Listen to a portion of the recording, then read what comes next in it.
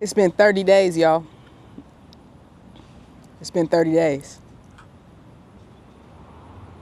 I cannot believe it's already been 30 days. Hey there, what's up, everybody? It's been 30 days, right? I know you guys are probably wondering what I was talking about or thinking about. I actually just got back from a really short bike ride. It was supposed to be, or it is supposed to be, it is a heat wave today here in DC and really in different parts of the country, but it's supposed to get up to well into the hundreds today and feel like it's 111 according to the weather report. So I wanted to get out and do a bike ride early this morning because I didn't get out yesterday. And there's a trail that's right around from the house that I hadn't explored. Apparently it's called the Marvin Gaye Trail. And so I wanted to go and explore parts of it today.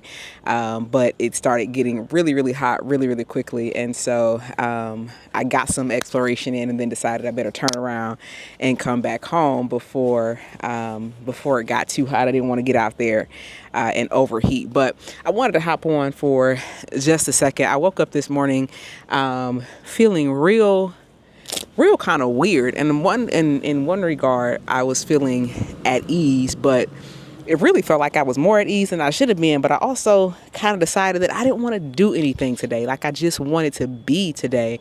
And so I decided to stay home. I don't have a lot of project work that needs to be done. I finished my heavy lifting things yesterday. Still one more project I need to dive into this week, but nothing that needed to be done today specifically.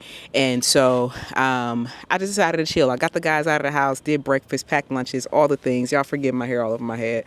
Need a haircut, but got the guys out, right, all the stuff, and sat on the couch, drank a good cup of coffee, did some journaling, watched a little bit of YouTube, checked a couple emails just to make sure that there was nothing pressing, and then I came and sat out on the porch for a couple of hours just to chill, and the breeze was blowing. It was like 10, 11 o'clock.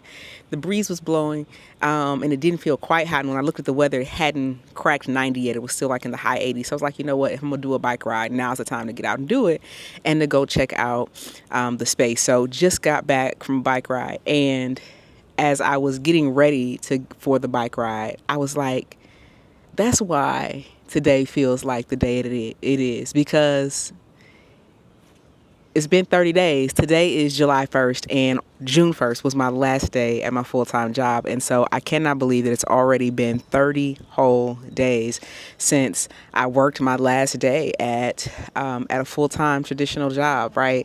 And this last 30 days has flown by. And also, it feels like it's been one of the most healthy 30-day periods of my life, and certainly that I've had in a very long time. And so today I want to share with you all 3 lessons that I've learned in the last 30 days since I quit my job. But first, if you're new here, I'm Dr. Shizetta, and this is Dr. Shizetta's The Well Life, the place where inspiration, creativity, and intellect collide. That's right, my little corner of the internet where I lean fully and intentionally into the fullness of who I am, and I do so unapologetically. If you're new here, welcome. If you're returning, I'm so glad you're back.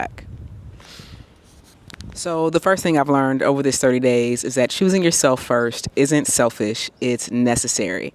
You know, sometimes I've struggled and wrestled with the idea of choosing myself and my well-being first because I'm always concerned about what others will think, what others will do if I choose me over choosing them first. But if I look back over my life and reflect, and certainly over this last 30-day period, I can honestly say that every time I've chosen my health, every time I've chosen my well-being spiritually, physically, financially first, that it has definitely been the right decision for me. It's often been the right decision for those around me and for my household as well. And so as I've sat with and in this 30 days, there has not been one day that I have regretted making this choice and choosing myself first. And if I'm honest, choosing myself first has really opened up a number of things that I don't think I would have seen or experienced had I not chosen myself first. So choosing myself wasn't a selfish thing. It was necessary. That's lesson number 1. Lesson number 2 is you don't have to know every detail before you move forward. You know, sometimes clarity comes after obedience, and I think that that's really the heart of faith. It's not knowing the next steps, but trusting the voice of God and trusting the voice of God at work in you to obey and to make the next step, and trust that if you make that step, God will make the necessary step to meet you. And so that has been something that has been a reminder for me over the last 30 days that when I walked away, when my my husband and I came into agreement that I would walk away and quit, that we had some ideas of what we wanted to do, but in truth, we didn't know all of the details. We trusted that as we moved by the Spirit of God, that God would meet us and God would bring clarity for what the next steps would be. And God has shown God's self faithful, right? Over this last 30 days, my mind has been absolutely blown by the ways it seemed as if by being obedient and by trusting God, it was like this portal was opened for us, for doors for us to walk through, but also for means of provision, for victories in the boardroom and in the courtroom and all of the things.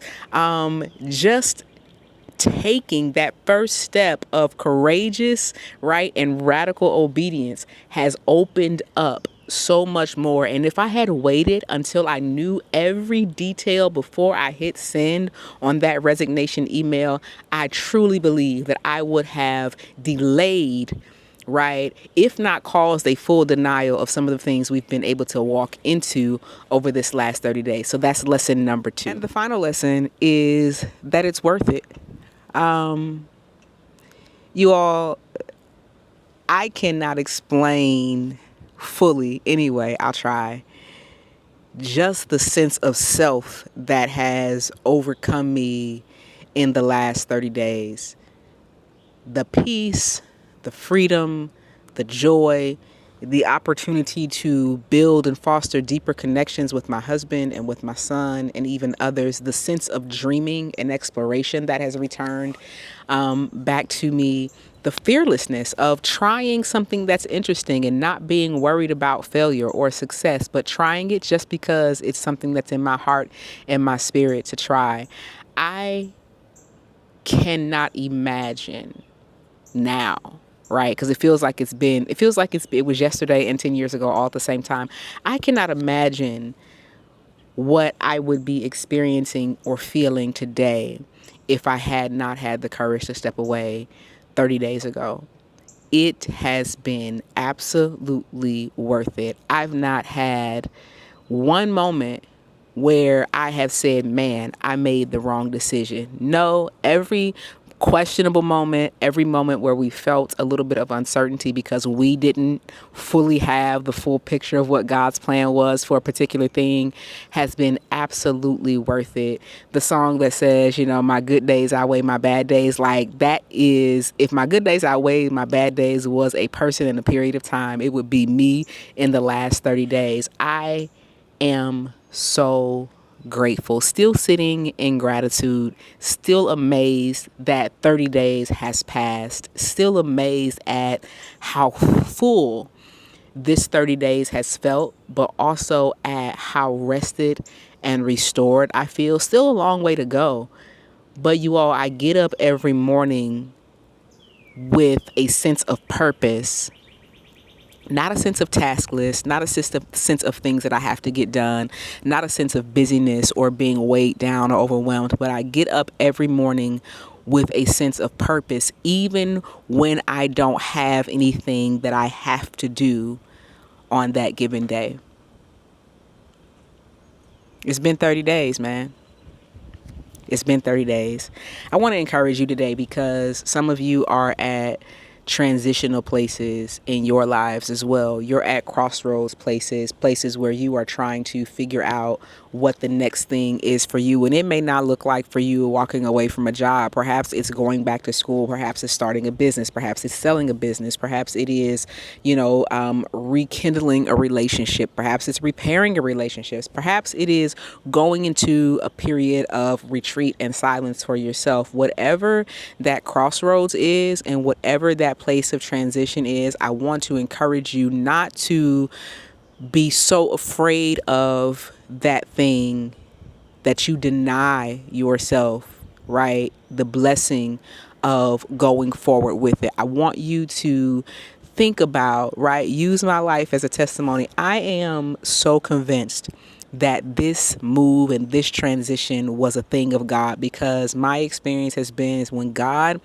ordains a thing and God directs a thing and God provides for a thing, or a season or a decision, in the ways that God has, that God is all up in and through it. There has not been one day when I've worried about how a bill would be paid. There has not been one day when I've been concerned about whether or not my businesses will be successful, whether my husband's businesses will be successful, whether my son would be successful in the things that he's doing, even down to the detail, right? Small things. Alex is in a very expensive summer camp that we didn't pay a dime for, simply because the Spirit of God directed me to ask a question to the right person, and they said, we actually have a free space for him. If he wants to go to that summer camp and you want him to go, he'll go at no cost to your family.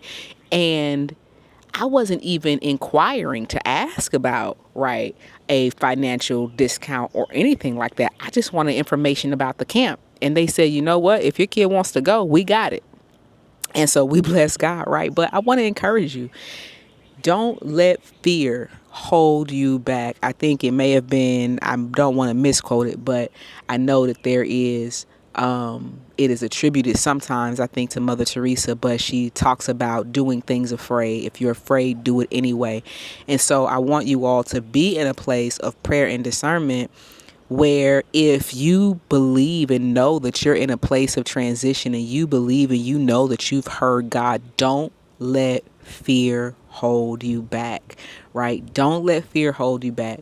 And don't feel like you have to know every single detail before you take that next step forward, right? And I promise you that as you lean into, right, choosing yourself, as you lean into choosing your well-being, or that of your family, or that of your household, I just believe God is going to meet you there.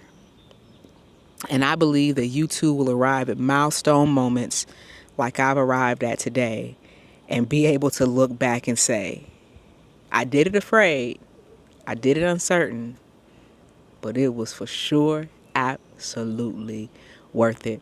Listen, I hope that blessed you all as much as it blessed me today. I don't have a lot more to say. I just wanted to share it, just wanted to document it for you all, but also for myself, to look back in another year, or in 6 months, or in 60 more days, and say, yeah, man, you know, the smile on my face today as I rode on the bike and discovered a community garden, as I saw just so many things out today on the bike, and was thinking to myself, but if I had been locked down in a place that was no longer for me, that was no longer serving me well, I would not have even had the motivation to get up and go explore this morning before the heat wave began. So listen, if this has been a blessing to you, I hope you hit that subscribe button and hit that notification bell so you get noticed whenever I upload new content. I just want to be a blessing and an inspiration to folks who, like me, are chasing after living the well life. I'll talk to y'all real soon now. Take care. Bye-bye.